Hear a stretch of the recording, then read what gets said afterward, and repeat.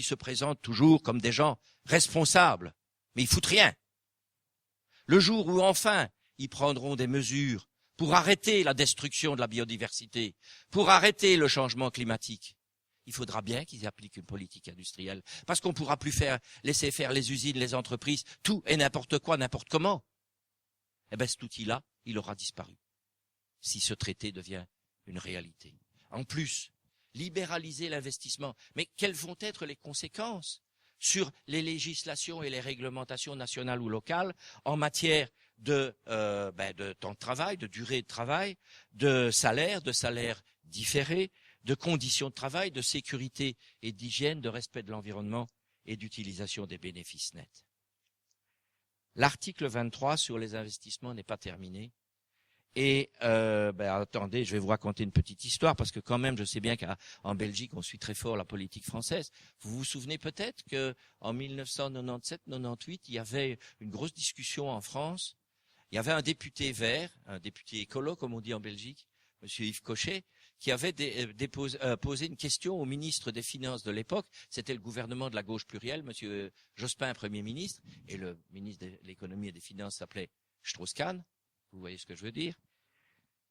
Et M. Cochet disait, il paraît qu'il y a en négociation quelque chose d'important, mais c'est tout à fait secret, comme maintenant. Et pourriez-vous, Monsieur le ministre, nous en dire davantage? Et Strauss-Kahn répond, oui, effectivement, il y a une négociation. Elle est secrète parce qu'il ne faut pas que les autres savent ce que nous voulons, comme maintenant. Il s'agit de l'accord multilatéral sur l'investissement, AMI, l'AMI, rien à voir avec le Pascal. Et M. Strauss-Kahn dit, comme maintenant, rassurez-vous, ce sera bon pour la croissance et pour l'emploi. Heureusement, quelques semaines plus tard, grâce à des camarades du Canada, on découvre ce que c'est l'AMI, une monstruosité. Et il y a un grand mouvement qui se lance. Alors, je ne me rappelle plus s'il s'est passé des choses en Belgique à ce propos-là, mais ça a été dans beaucoup de pays. Et ça a été très fort.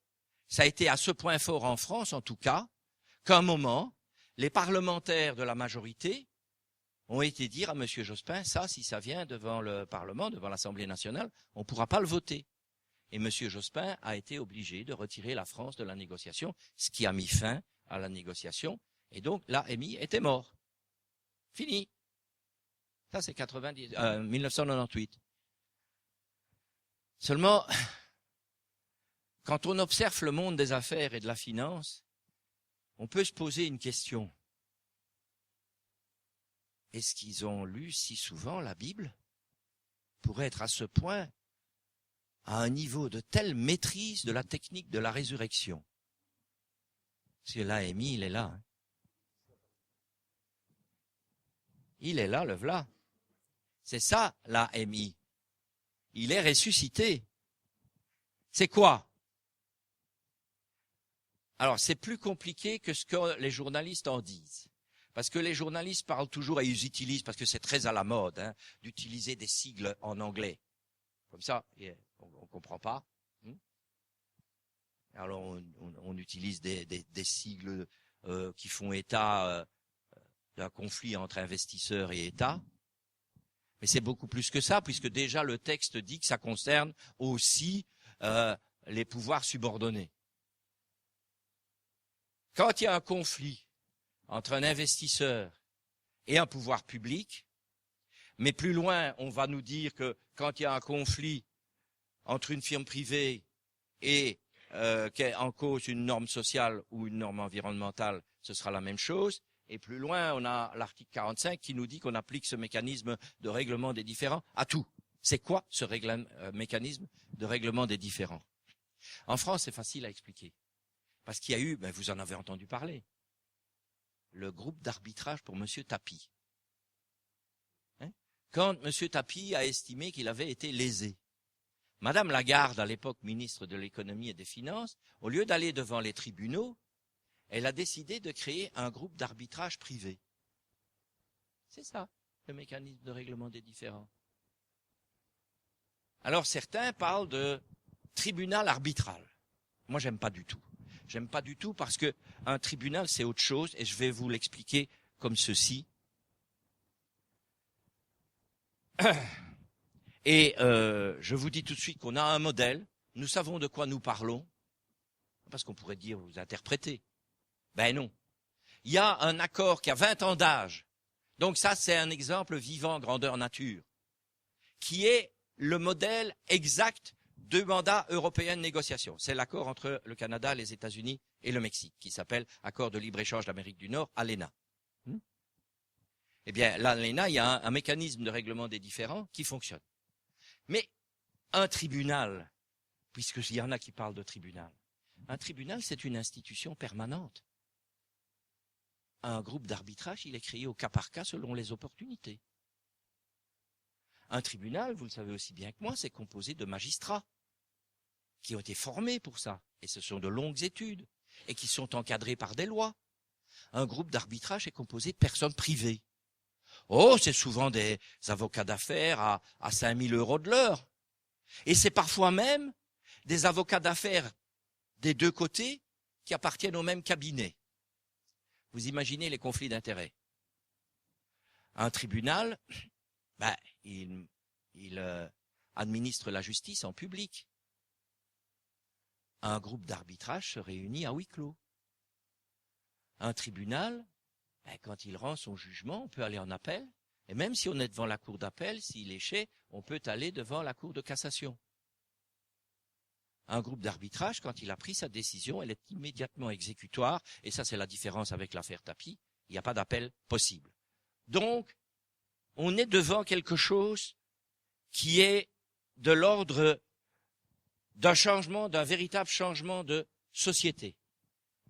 Alors ici, je rappelle, c'est pas seulement les investisseurs, puisque l'article 32 parle des normes sociales et des normes environnementales, et l'article 45 dit que ça s'applique à tout le monde, qu'il ne s'agit pas seulement des États, puisque les articles eux-mêmes disent que ça s'applique à d'autres niveaux. Mais en fait, de quoi s'agit-il? Il s'agit de transférer au secteur privé la possibilité de trancher tout conflit sur les normes entre des firmes privées et les pouvoirs publics à tous les niveaux. Vous pouvez dire, j'interprète. Mais alors, je suis en bonne compagnie.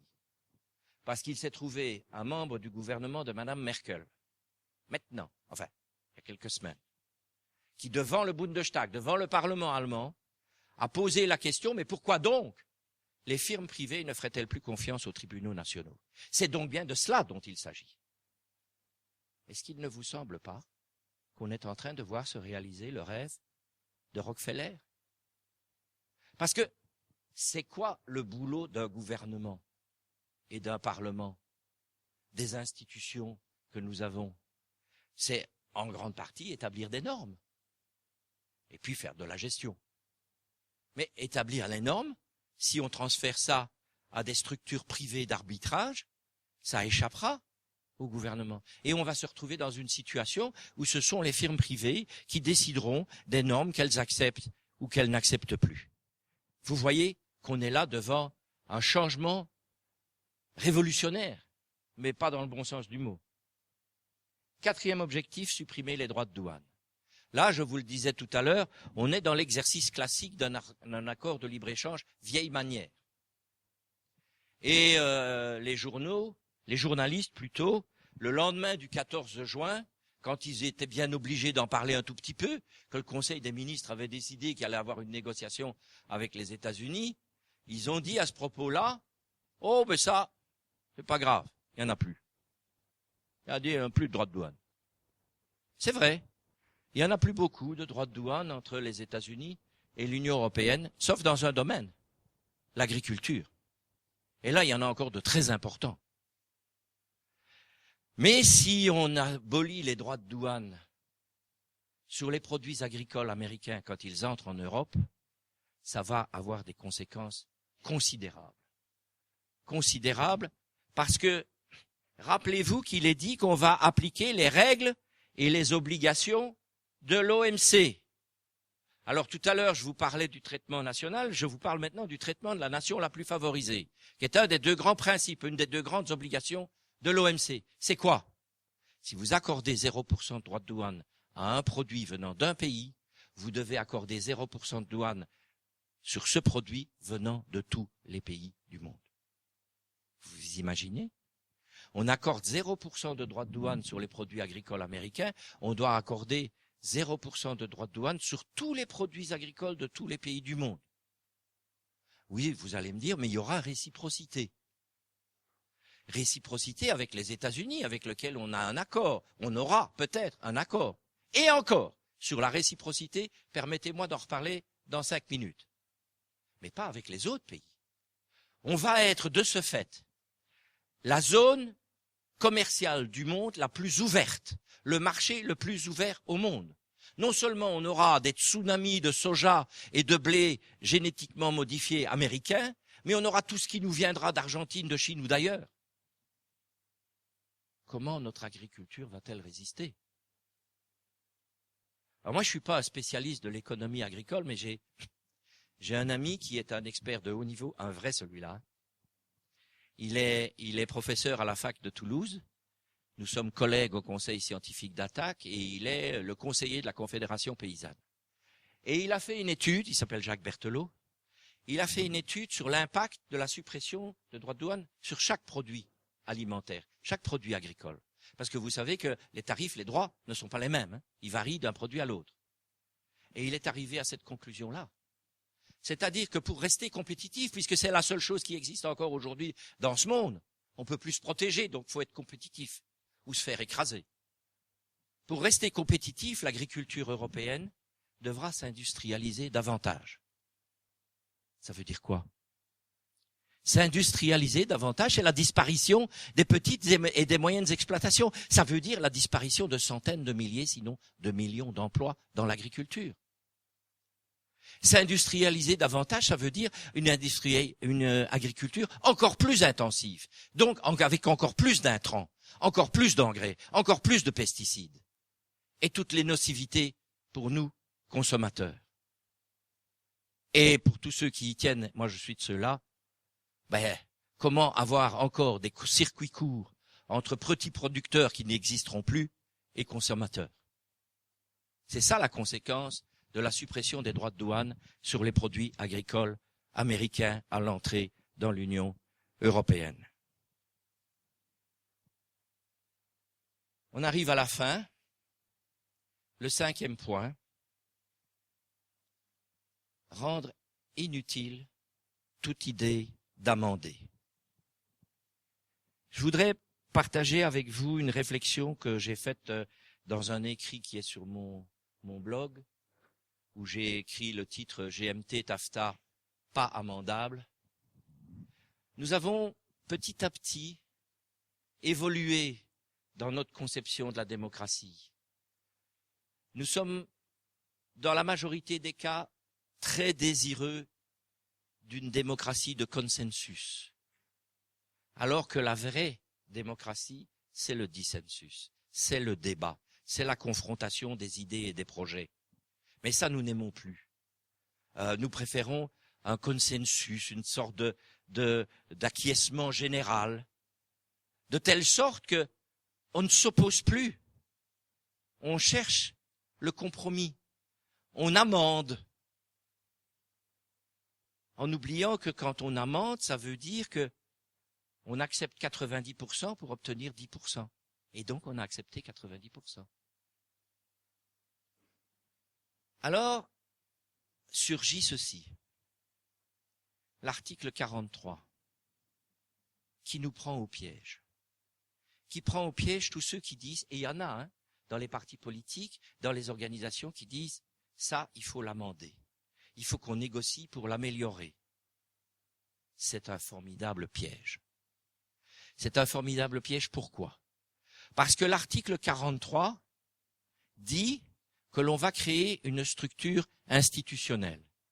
Et M. De Gucht lui a déjà donné un nom, Conseil pour la coordination réglementaire. Ce qui ne manque pas de sel, parce que cette structure va veiller au respect de l'accord, c'est-à-dire un accord qui va déréguler. Mais ça, c'est typique des textes européens. Vous savez que très souvent, l'intitulé dit le contraire de ce que dit le texte. Parce que Conseil pour la coordination réglementaire, quand il s'agit de veiller à la déréglementation, la dérégulation, ça ne manque pas de piquant. Donc cette structure va chapeauter États-Unis et Union européenne. Soyons un tout petit peu réalistes. Quand donc les États-Unis se sont-ils soumis à une structure supranationale? Mais enfin bon, on a une réponse. C'est Madame Clinton. Elle nous a parlé de ça, et il ne faut pas minimiser Madame Clinton. Moi, mes amis américains, et quelques-uns sont des politologues, me disent qu'elle a de grandes chances de devenir présidente. Qu'est-ce qu'elle a dit, Madame Clinton, à ce propos-là? Ça, c'est un OTAN économique. Alors, nous savons qui dirige l'OTAN. Hein. Ça a beau être à Bruxelles, ce sont les États-Unis qui décident. Bon, qu'est-ce que ça va faire? Cette structure qui va chapeauter les États-Unis et l'Union européenne. Deux choses. Veiller au respect de l'accord, donc à toutes les dérégulations qui sont prévues. Continuer les négociations sur ce qui n'aura pas abouti. C'est ça que ça veut dire, ainsi que pour promouvoir la réalisation progressive de la compatibilité des régimes réglementaires, ce charabia, et c'est confirmé par la Commission européenne, veut dire, sur tout ce qu'on aura à retirer, sur tous les objectifs qu'on n'aura pas atteints dans la négociation, on le confiera à cette structure qui négociera sur ces sujets-là, donc sur ce qu'on aurait amendé. Quand j'entends des députés français du Parti socialiste dire « on va enlever tout ce qui concerne les normes sociales », eh bien, ils tombent dans le panneau. Parce que si on l'enlève, alors ce sera cette structure qui le négociera avec cette circonstance aggravante que ça ne repassera plus devant les États. Cette structure institutionnelle, c'est une institution supranationale dotée de pouvoirs législatifs contraignants, sans contrôle. Amender ne sert à rien. Ici, la culture du compromis, la recherche du consensus, elle se casse la figure sur la volonté absolue des auteurs de ce texte d'imposer leur choix. Un amendement ne sert à rien puisque les effets qu'on attendra de lui seront anéantis dans les années qui suivront. Ce texte est à rejeter en bloc. Ah, c'est difficile à entendre ça, hein, parce que ça correspond pas à cette culture du compromis et du consensus qu'on aime bien. Et moi, j'ai beaucoup de difficultés avec des journalistes qui me disent « Mais qu'est-ce que vous trouvez de bon là-dedans alors ?» Eh bien, rien.